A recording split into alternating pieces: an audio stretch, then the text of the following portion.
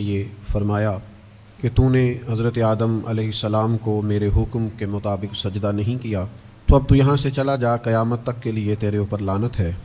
تو شیطان کہنے لگا کہ مجھے مہلت دی جائے، تو اللہ تعالیٰ نے اسے ایک معینہ اور مقررہ وقت تک کے لیے مہلت دے دی۔ تو اس نے کچھ دعوے خود کیے، کہنے لگا کہ میں لوگوں کے رستوں میں بیٹھوں گا، انہیں گمراہ کروں گا، ان کے خلاف چالیں چلوں گا، وسوسہ اندوزیاں کروں گا، اور کس حد تک لوگوں کو گمراہ کروں گا اور کن کن کو گمراہ کروں گا۔ اس نے کہا میں ان سب کو اجتماعی طور پر گمراہ کروں گا، ہر ایک پر اپنا جال پھینکوں گا، ہر ایک کو اس کے معاملے کے مطابق راہ حق سے ہٹانے کی کوشش کروں گا، الا عبادک منہم المخلصین، لیکن مالک جو تیرے مخلص بندے ہوں گے نا، وہ میرے شر سے بچے رہیں گے۔ دنیا میں ہر طرف شیطانی وساوس پھیل چکے، چاروں جانب فتنے، گمراہ کرنے والی باتیں، گمراہ کرنے والے رستے، ہر طرف منفی باتوں کا زور، بری باتیں بھی لوگ اتنی مسجع، مکفّہ اور خوبصورت کر کے کرتے ہیں کہ بہت بڑے جھوٹے بھی سچے محسوس ہوتے ہیں معاذ اللہ۔ بہت کم لوگ ہیں جو اس گمراہی سے بچتے ہیں۔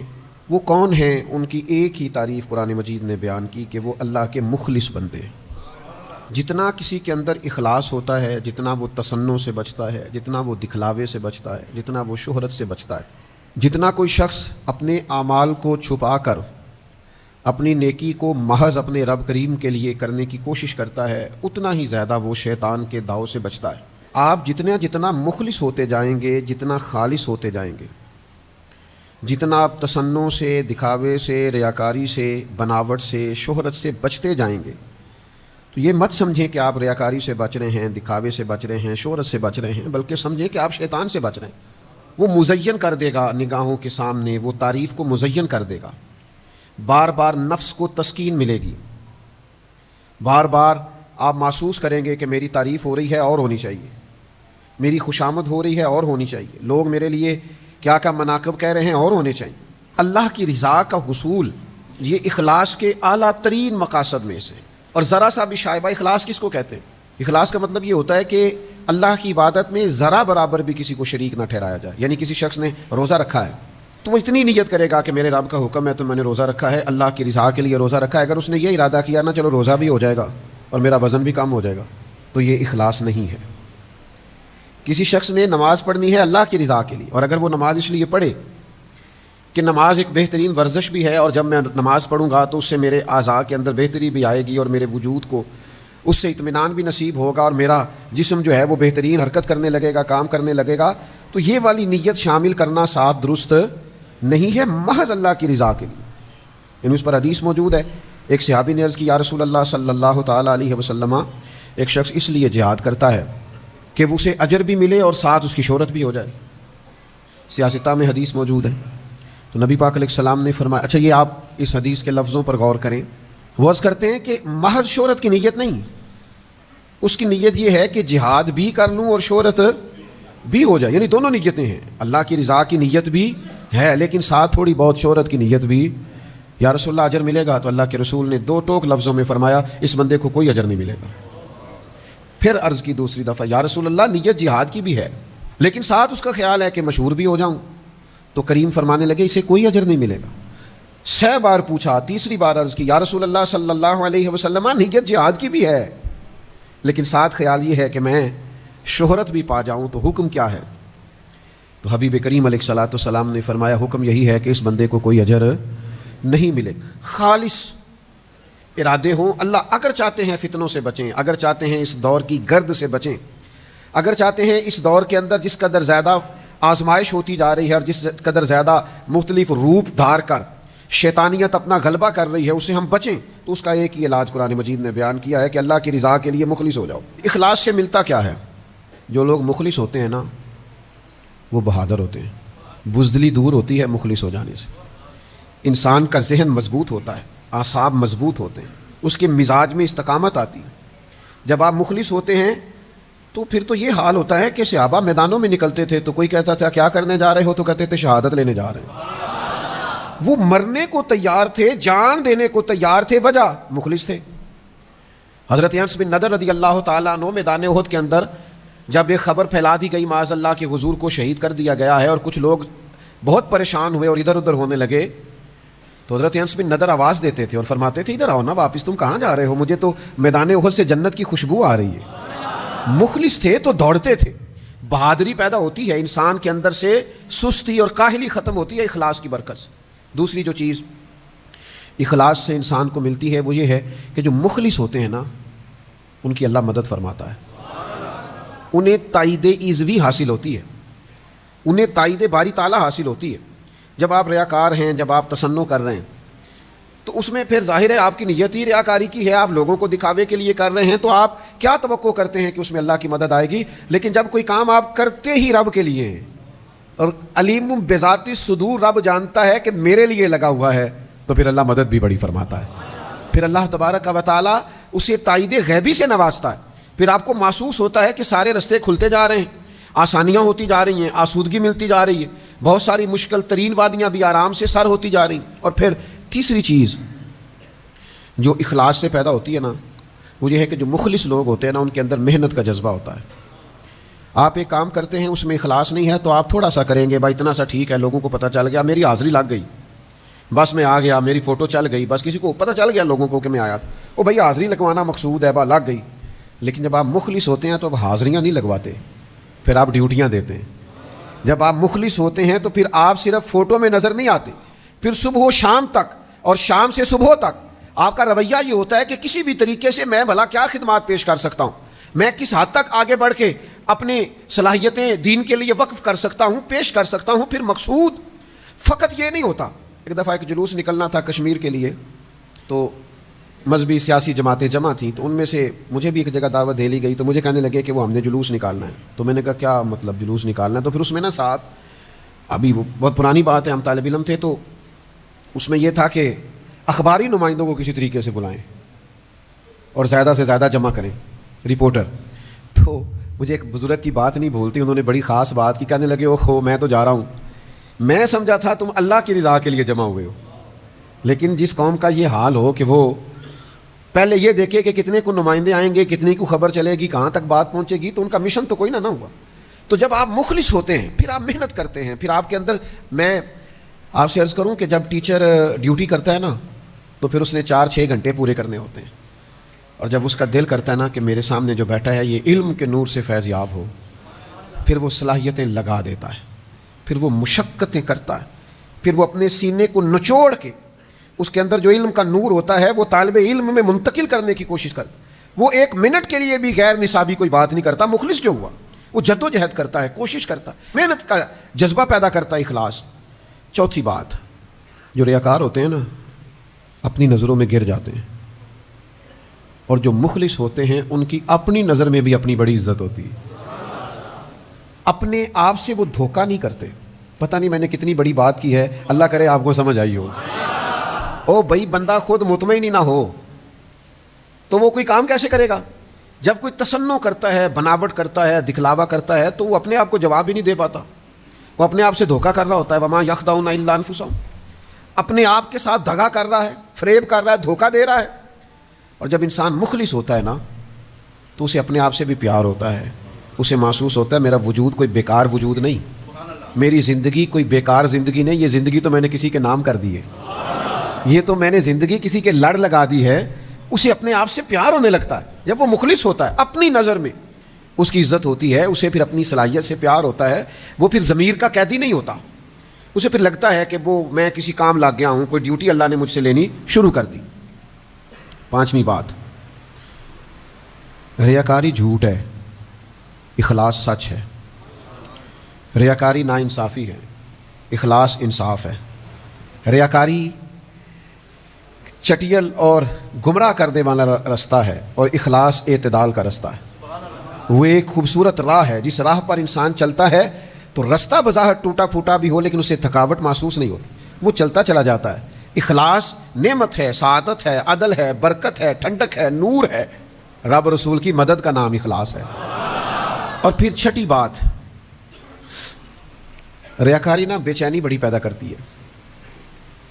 جن کو تعریف کرانے کا شوق ہوتا ہے، میں نے دیکھا ہے وہ بیچارے منتیں کر رہے ہوتے ہیں کوئی تھوڑی تعریف ہو جائے نا میری، جن کو تعریفیں کرانے کا، خوش آمدیں سننے کا شوق ہو جاتا ہے نا، وہ بیچارے ہر وقت اپنے منہ سے کہتے رہتے ہیں شکر ہے جی اللہ کا، بڑا اللہ کا فضل ہے، کبھی جھوٹ نہیں بولا، بڑا شکر ہے جی فلانی ڈیوٹی بھی میں نے کی، فلانی مسجد بھی میں نے بنائی، فلاں کام میں میں شامل رہا، فلاں کو مشکل آ گئی تھی، میں بے چین ہی بڑا ہے، بتاتا پھرتا ہے، سناتا پھرتا ہے۔ ریاکاری بے چینی ہے، کوئی تعریف نہ کرے، خود کرتے ہیں۔ اللہ قرآن مجید میں فرماتے ہیں کچھ لوگ ایسے ہیں جو کام نہیں کیا ہوتا اس پر بھی اپنی تعریف چاہتے ہیں، ان کا خیال ہوتا ہے کہ یہ کیا نہیں پر ہماری تعریف ہو جائے۔ ریاکاری بے چینی ہے اور اخلاص سکون ہے۔ بے قراری والے کرتے ہیں نیکی کر فیس بک پہ ڈال، اور اخلاص والے کہتے ہیں نیکی کر دی اب چپ کر جاؤ، اجر تو اللہ دے گا، قیامت میں تو پتہ چل جائے گا رب کتنی مہربانی فرماتا۔ پھر ریاکاری سے نا بے صبری پیدا ہوتی ہے۔ آپ جب تصنع کرتے ہیں، دکھاوا کرتے ہیں، لوگوں کو دکھانے کے لیے عمل کرتے ہیں، تو آپ کا خیال ہوتا ہے کہ جلدی نتیجہ نکلے، فٹافٹ پتہ چل جائے کہ بھلا لوگوں کی رائے کیا ہے۔ اور اخلاص صبر پیدا کرتا ہے، سکون پیدا کرتا ہے۔ یہاں اجر نہ بھی ملے تو پتہ ہوتا ہے صبح قیامت اللہ ضرور اجر عطا فرمائے گا، ورنہ تو لوگوں کا خیال ہوتا ہے کہ کوئی مجھے نہ کوئی اس پہ جلدی سے کوئی چیز ملے۔ سیدہ طیبہ طاہرہ حضرت عائشہ صدیقہ، حضرت عثمان غنی رضی اللہ تعالیٰ عنہ کا زمانہ مبارکہ آیا نا، تو حضرت عثمان غنی نے سیدہ عائشہ صدیقہ رضی اللہ تعالیٰ عنہ کو ایک کنیز رکھ کے دی تھی گھر کے کام کاج کرنے کے لیے، کاماں جی یہ آپ کی خدمت کریں گی۔ تو سیدہ عائشہ نے 2-4 دفعہ کہا کہ مجھے ضرورت نہیں ہے، تھوڑے سے کام ہوتے ہیں گھر کے، میں خود کر لیتی ہوں۔ کہا نہیں یہ آپ کو کر دے گی۔ تو وہ کنیز کہتی ہے میں نے عجیب نظارہ دیکھا کہ سیدہ عائشہ کھانا پکانے کھڑی ہوتی نا تو ایک روٹی میری بھی پکا دیتی، وہ کوئی دودھ گرم کرنے کے لیے کھڑی ہوتی تو ایک پیالی مجھے بھی گرم کر دیتی۔ میں ان سے کہتی کہ میں قربان جاؤں آپ کی خدمت کے لیے آئی ہوں، آپ الٹا۔ مجھ سے کبھی کوئی کام انہوں نے نہیں لیا، ہاں جب کوئی دروازے پر کچھ مانگنے آتا نا تو سیدہ عائشہ صدیقہ مجھ سے فرماتی کہ جاؤ اسے یہ کچھ دے آؤ، کھجوریں دے آؤ، سرکہ دے آؤ، پیسے دے آؤ۔ تو میں ان کی خدمت میں عرض کرتی کہ اماں جی یہ کام تو لوگ پہنچ کے کرتے ہیں بانٹنے والا، تو آپ باقی کے جو گھر کے اندر کے 4 دیواری کے کام ہیں وہ مجھے کرنے نہیں دیتی ہیں، اور یہ جو باہر کا کام ہے یہ آپ مجھ سے فرماتی ہیں تو دے آؤ، تو وجہ؟ تو حضرت عائشہ صدیقہ رضی اللہ تعالیٰ عنہ فرماتی ہیں کہ جب بندہ کسی کو کچھ دیتا ہے تو وہ شکریہ بھی تو ادا کرتا ہے نا، تو میں چاہتی ہوں وہ شکریہ بھی تیرا ہی ادا کر جائے، میں نے جو بھی اجر لینا ہے محض اپنے رب کریم سے ہی لینا ہے، وہ تیرا شکریہ ادا کر جائے، تجھے کہہ جائے تو نے دیا ہے، اس کی نظر میں یہ ہو کہ یہ تو نے کیا ہے کام۔ اس طرح کا جب اعلیٰ ترین جذبہ پیدا ہوتا ہے تو مجھے بتائیے پھر کو بے صبری ہوتی ہے کہ تعریف ہو میری، پھر کو بے چینی دل میں پیدا ہوتی ہے۔ آپ اطمینان قلبی اور سکون محسوس کرتے ہیں جب آپ کا اس طرح کا رویہ ہوتا ہے۔ یاد رکھیے گا کچھ چیزیں، بہت ساری چیزیں سامنے رکھ کے نچوڑ بیان کیا جاتا ہے، یہ آپ غور کریں کہ عرض کر رہا ہوں، جب بندہ مخلص ہو جاتا ہے نا تو اس کے دل سے موت کا خوف نکل جاتا ہے، ڈرا ڈرا سہما سہما خوف زدہ، بیماری نہ آ جائے، گھر نہ ہو جائے، فلاں نہ ہو جائے، فلاں نہ چلا جائے، موت کا خوف مخلصین کے دلوں سے نکل جاتا ہے۔ یعنی ہر روز حضرت عمر دعا مانگتے تھے یا اللہ اپنے رستے میں شہادت کی موت عطا فرما۔ یعنی سیدنا خالد ابن ولید ساری زندگی ڈھونڈتے رہے کہ مجھے شہادت نصیب ہو جائے۔ حضرت سعد بن عبادہ رضی اللہ تعالیٰ عنہ، حضرت مقداد رضی اللہ تعالیٰ عنہ، حضرت عمار ابن یاسر رضی اللہ تعالیٰ عنہ شہادت کی آرزو مند تھے۔ یار کسی کا جان دینے کو بھی دل کرتا، یعنی میں مر ہی جاؤں، نہیں میری جان ہی چلی جائے۔ بچے بھی نظر آتے تھے، ان کو گھر بھی نظر آتا تھا، ان کو اپنے جائیدادیں، زمینیں، باغات بھی ان میں سے بہت سارے لوگ رکھتے تھے، پھر بھی دل کرتا تھا کہ جان پاویں نہ جان میرے محبوبہ، میں تے لگیاں توڑ نہ بھیساں، راہ تیرے وچ رول کے مرساں، تے قدم نہ پچھاں ہٹیساں، شہر تیرے دے ٹکڑے منگساں، تے تیرے کتیاں دے پیر چمیساں، تے اعظم جان امانت تیری تو جدو منگ سیں میں پیش کرے ساں۔ مخلص بندے کا دل کرتا ہے مخلص کا کہ جان دے دوں۔ جب آپ مخلص ہی نہیں ہیں پھر تو زندگی سے پیار ہے، پھر تو مرنے سے خوف ہے، پھر تو ڈر لگ رہا۔ تو اخلاص یہ ساری آسانیاں انسان کی زندگی میں لے آتا ہے۔ شرط یہ ہے کہ نماز پڑھے تو مخلص ہو کر، روزہ رکھے تو مخلص ہو کر، صدقہ دے تو مخلص ہو کر، کسی کے ساتھ تعلق بنائے تو مخلص ہو کر، کسی سے پیار کرے تو مخلص ہو کر، کسی سے ملنے جائے تو مخلص ہو کر، کسی کو گھر بلائے تو مخلص ہو کر، کسی سے لین دین کرے تو کوئی دنیاوی درمیان میں کسی قسم کا بھی۔ حضرت معاذ ابن جبل کہتے ہیں میں یمن جا رہا تھا اور یہ میری نبی پاک علیہ السلام سے وہ ملاقات تھی جو آخری تھی، کیونکہ جب میں واپس آیا تو حالت یہ تھی کہ سرکار کا وصال ظاہری ہو چکا تھا اور حضور نے مجھے کہہ کے بھیجا تھا، ارشاد فرمایا تھا کہ جب تو لوٹے گا تو میری قبر کے پاس سے گزرے گا۔ فرماتے میں جب جا رہا تھا تو میری آخری ملاقات تھی، اس وقت حضور نے مجھے جو نصیحتیں فرمائیں تو ایک نصیحت یہ فرمائی، مخلص ہو کر عمل کرنا. مخلص ہو کر کیا گیا تھوڑا عمل بھی اللہ کی بارگاہ میں زیادہ درجہ پا جایا کرتا ہے. تصنع نہ ہو، ریاکاری نہ ہو، بناوٹ نہ ہو. میں اللہ کے گھر میں بیٹھا ہوں، مجھے اپنے مرشد سے محبت نہیں، عشق نہیں، میرے پاس کوئی لفظ ہی نہیں ہے جو میں ان کے بارے میں استعمال کروں، وہ میرے پاس جملہ ہی نہیں ہے جو میں کہہ سکوں.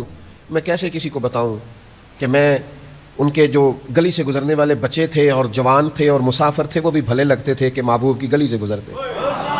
میں تو اس شخص کے بھی ہاتھ چوما کرتا تھا جو وہاں برچی خانے میں لنگر پکاتا تھا کہ یار تو قریب تو رہتا ہے نا، تو بار بار دیکھ جنا نے دل پر جانی ڈٹھاؤ وکھیاں ہی تک لئیے. وہ کیا بتائیں کہ اندر کیا ہے، روح کیسے مچلتی ہے.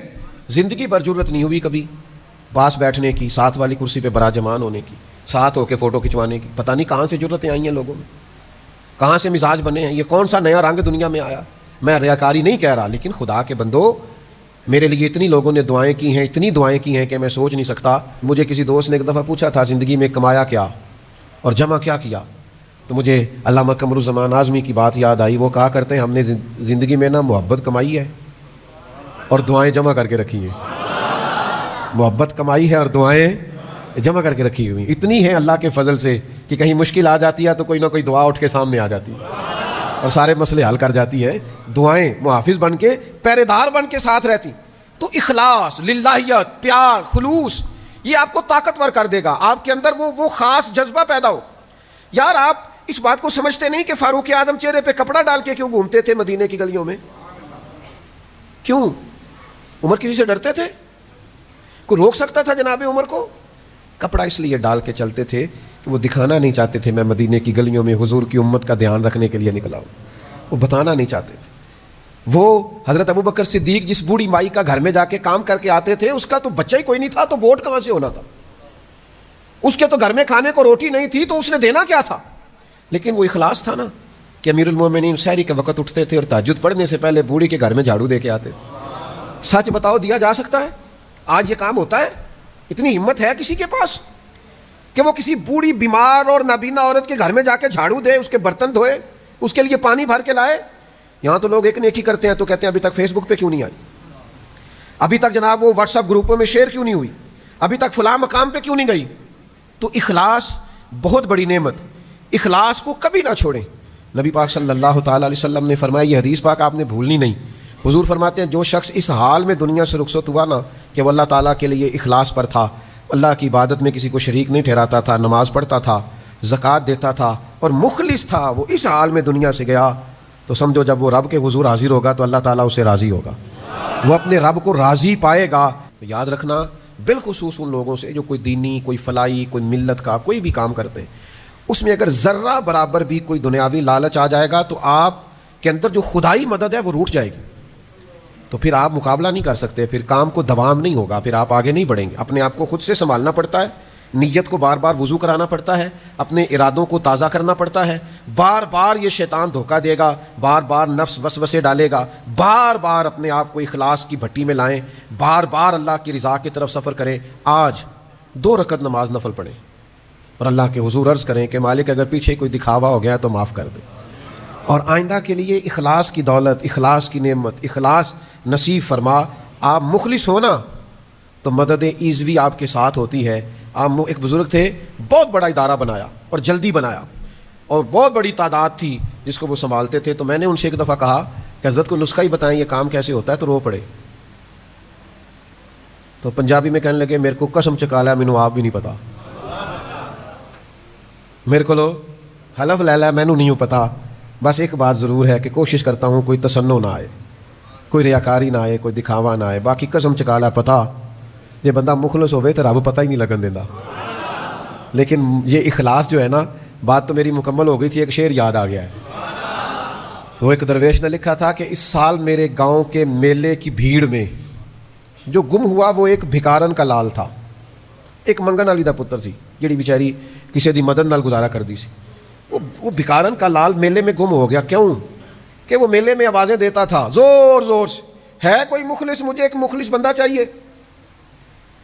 ایک مخلص بندے کا سوال ہے، ایک مخلص دوست کی ضرورت ہے، ایک مخلص ہمدرد کی ضرورت ہے، وہ پڑ جاتی ہے بھائی، کبھی کبھی مخلص، ایک مخلص کی لوڑ پڑ جاتی، ایک ہو بس، ایک مخلص کی. جس دور میں بچے بھی باپ کی عزت اس لیے کرتے ہوں اللہ ماشاءاللہ کہ باپ امیر ہے کہ نہیں، اس دور میں اللہ ماشاءاللہ سارے نہیں لیکن اکثر جگہوں پہ ایسا ہوتا ہے کہ ابا امیر ہے تو اس کی عزت بھی زیادہ ہے، اور اگر کچھ کر نہیں سکا تو کہتے تسی ساڈے لئی کیتا کی ہے. او بھائی وہ بھکارن کا بچہ، غریبنی کا بچہ، شاعر کہتا ہے وہ گلیوں میں شور ڈالتا تھا، ایک مخلص بندہ، ایک مخلص دوست، ایک مخلص سجن، بس زیادہ نہیں، ایک مل جائے. اس کی طرف دیکھو، وہ کہتا ہے اس سال میرے گاؤں کے میلے کی بھیڑ میں جو گم ہوا وہ ایک بھکارن کا لال تھا. اس درویش کو تلاش تھی متاع خلوص کی، مخلوق چپ رہی کہ یہ مشکل سوال تھا. مخلوق چپ رہی کہ یہ، میں آپ کو ایک بات بتاؤں اپنی، مجھ سے کچھ شخص پوچھے نا کہ آپ نے زندگی میں تھوڑا بہت جو کام کیا ہے، جو کامیابیاں کی ہیں، تو وجہ کیا ہے، تو میرے پاس ایک ہی جواب ہے، میرے دوست مخلص ہیں، بس اس کے علاوہ کچھ نہیں. میرے ساتھ والے مخلص ہیں. جن کو سجن مخلص مل جائیں ان کے پاس خزانے ہی خزانے ہیں، ان کے پاس خزانے دولتیں ہی دولتیں ہیں. جن کو لوگ مخلص مل گئے وہ بچ گئے، وہ تر گئے. اخلاص پیدا کریں، ہر طرف آپ کرم کی برکھا برستی دیکھیں گے.